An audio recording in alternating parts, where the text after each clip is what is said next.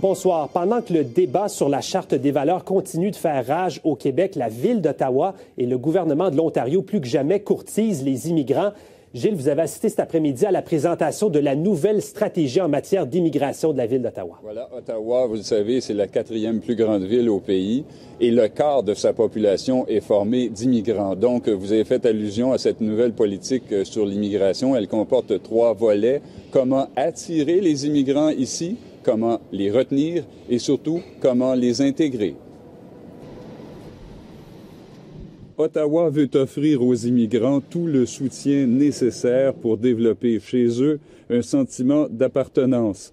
La Charte des valeurs québécoises, une mauvaise idée, selon le maire Jim Watson. Si un immigrant avait un choix entre les deux et l'Assemblée nationale a adopté cette Charte de valeurs, je pense que ça va aider, nous, ici en Ontario et dans les autres provinces, parce qu'il y a beaucoup de monde, moi aussi, qui avait des problèmes avec une charte des valeurs.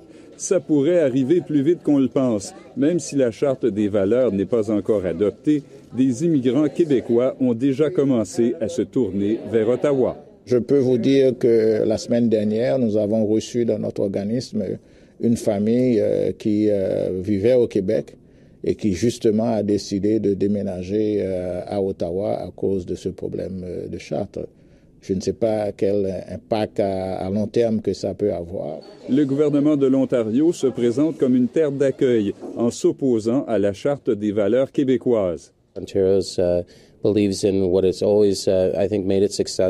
Le ministre Coteau rappelle que la recette du succès de l'Ontario a toujours été la célébration de la diversité des cultures et des religions. À Ottawa, 80% de la croissance de la main-d'œuvre est attribuable à l'immigration.